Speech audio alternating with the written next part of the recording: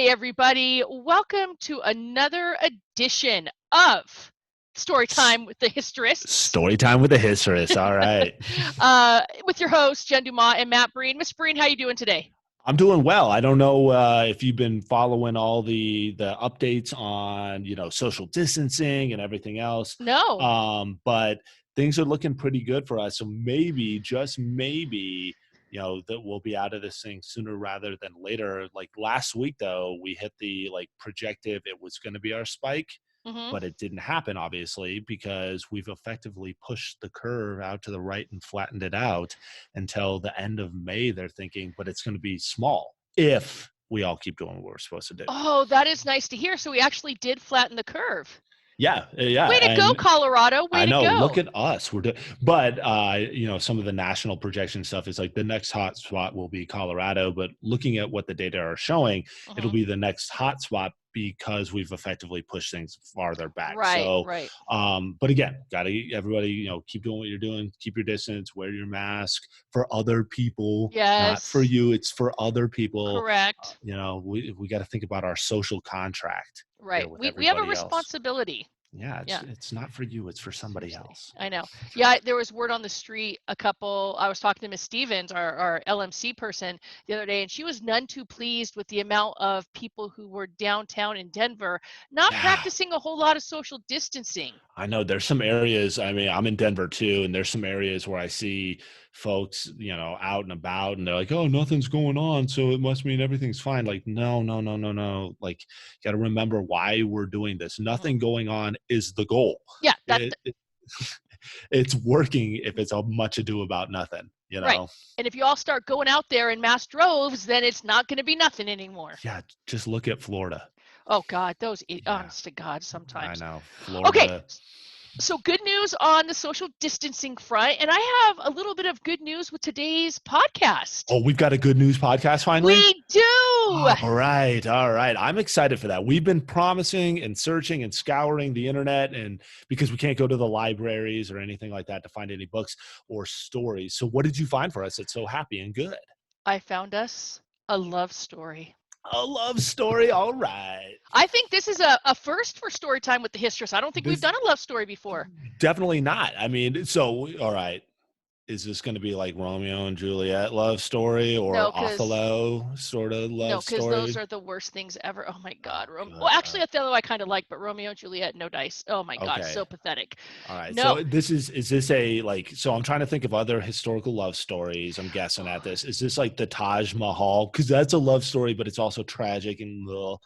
There is a little tragedy, but it is that kind of epic love. Okay, so this is like real deal epic love. It's not like something after the fact, like you're dead, so here's a big building. No, epic love. All right, what do we got? Okay, so this all started because, during our stay-at-home orders, I get a little bored and I start doing some research, and my ancestors come from the country of Hungary, right? Oh, Central Europeans. Yep, that's right. Peasant folk right here. So, so what I was doing is just researching, what was going on in Hungary. And I came across this article. Now, granted, this was in 2013, but still I thought it was super cool. There were a group of Hungarian researchers and archaeologists who were attempting to find the heart of Suleiman the Magnificent. The Ottoman. Yeah, the Ottoman, like the best emperor ever or sultan ever of any Muslim empire. And apparently what had happened is in 1566, Suleiman brought like 100,000 troops into Hungary in this town of Zgitvar, and with the goal of capturing this town, then heading on to Vienna and eventually capturing Vienna, which they never do, but still. But it turns out this battle was a little bit harder on the Ottomans than they thought it was going to be. And actually, Suleiman dies here in 1566. And while his body was taken back to Istanbul, his heart actually stayed in Hungary, and it just got left my heart in Hungary. There Classic. You go. See, it's a new song. It's going to be really popular. And so this whole team in 2013 wanted to go and find the heart, and they actually do. Like, I did some further research, and they actually do find the heart, and it's a really cool deal. But it just got me thinking about Suleiman and his heart, and so then I decided I got to know what this guy's heart is really like. I see where you're going with this. That's tricky, but I like it. It is, right? And I've got to be honest with you, he's got quite the big heart. Oh, okay. And well, so I mean, even though we know he's one of the greatest Muslim leaders, he could be really vicious at times because that's sometimes what you need to do as leader. But good Right. God, did he have someone he was head over heels in love with? Oh, so this is when we're talking about his heart, we're not just talking about his physical heart, we're talking like the metaphor We of the are heart. And that gets us to the love story, I to the assume. love story. And And that's here's how pretty good. it is a really cool love story. It's like this rags to riches, two different cultures coming together. I mean, it's just a Ooh. cool love story. So let me start out for you. So here's the deal. Okay.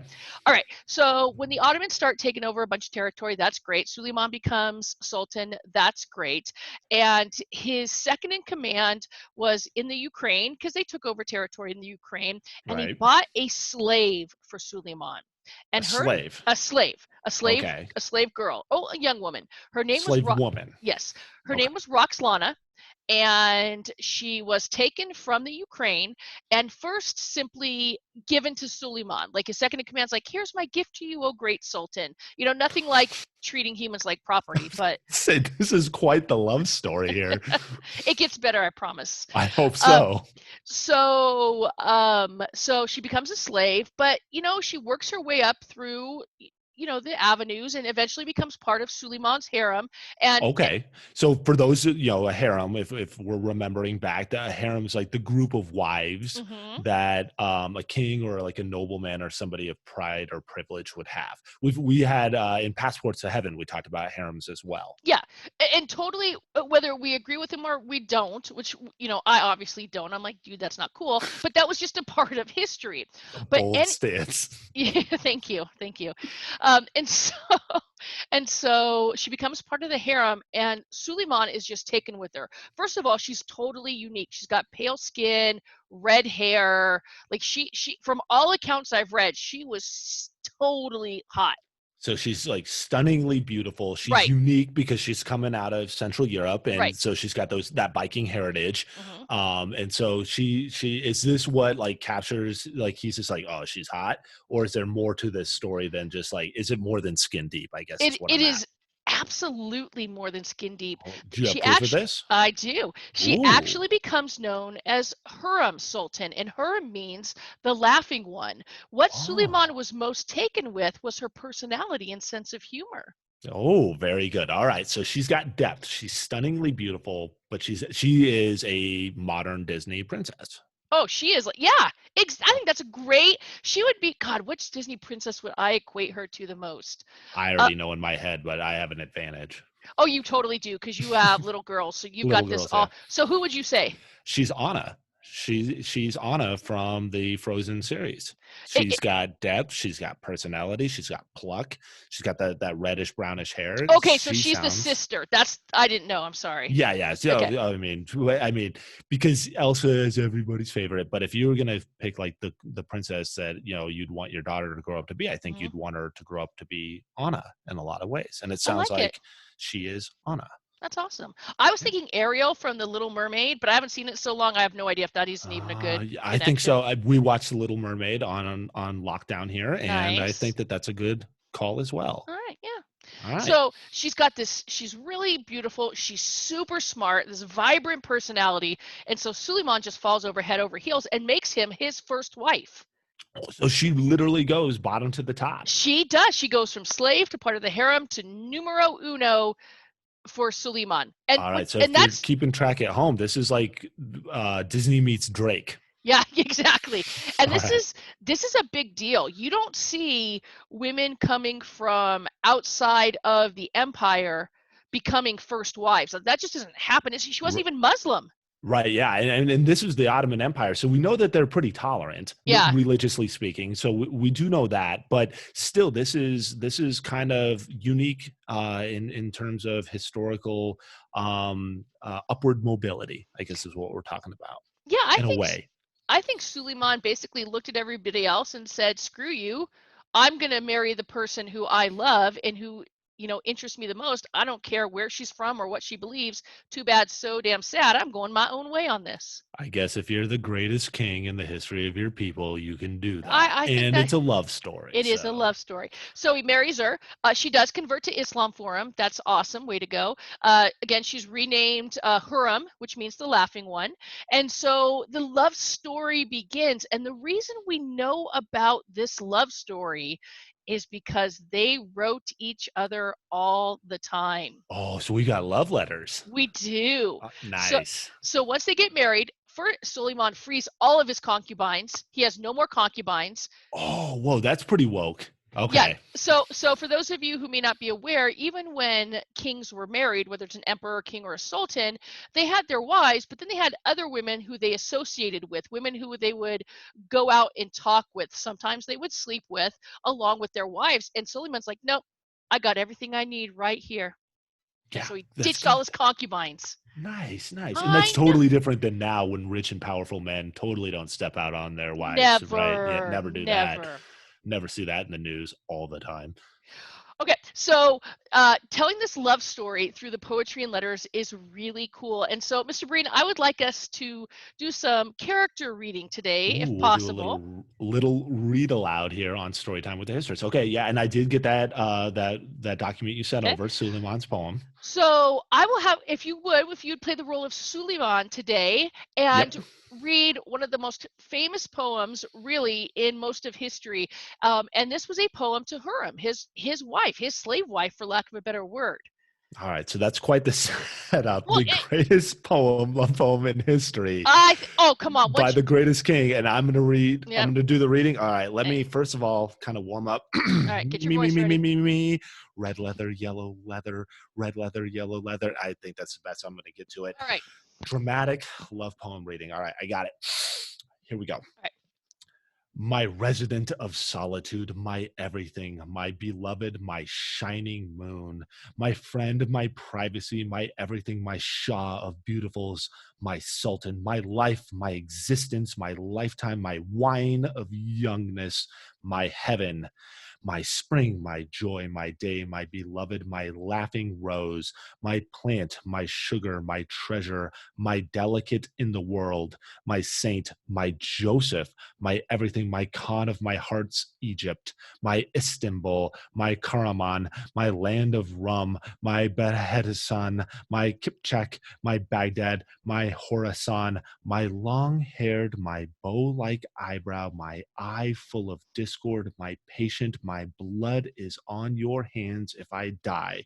Mercy, O my non-Muslim, I am a flatterer near your door. I always praise you. Heart is full of sorrow. Eye is full of tears. I am Mahibi, and I am happy. Oh my God, seriously. It's like she's everything to him. Yeah, that's pretty deep. That's pretty deep. All right, but I don't want to detract, but I totally have seen these words before. This is the first time I've read this poem, Right. but I've, I guess, seen these words, heard these words. Do you remember the George Lucas film Willow? Did you see N- that one? I don't know if I've seen it. I remember it. Like I remember the title. I'm fill me in. Okay, so luckily you have time to watch it. So we've all got plenty of time these days. So Willow is the story of this like journeyman.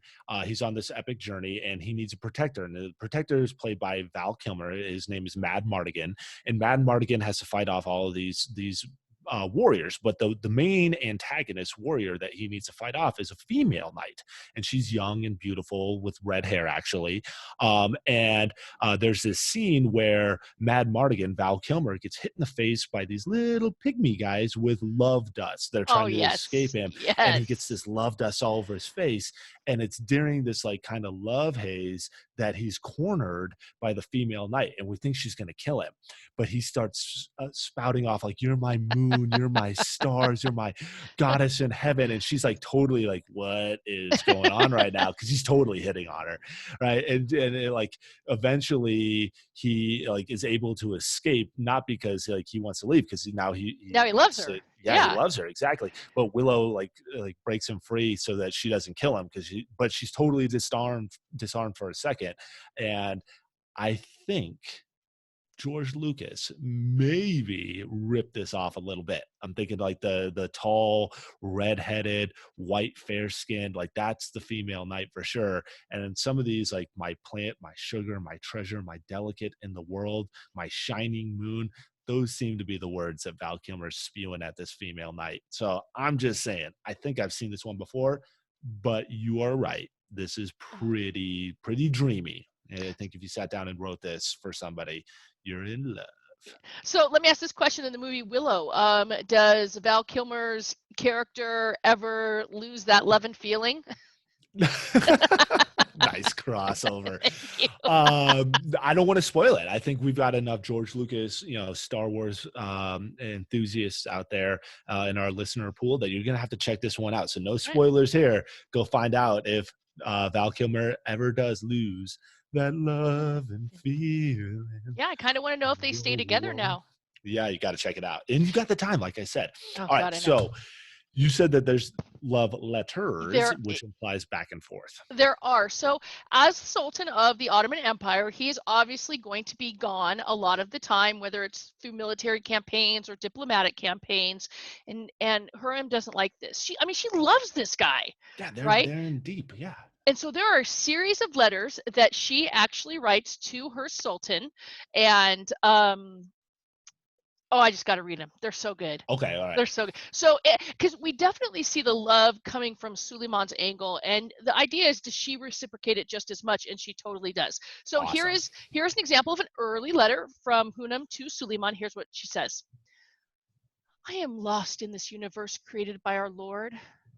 I lived my best years under your protection, like a pearl in your jewel box. Please accept this rue from your helpless and miserable slave who is suffering in your absence.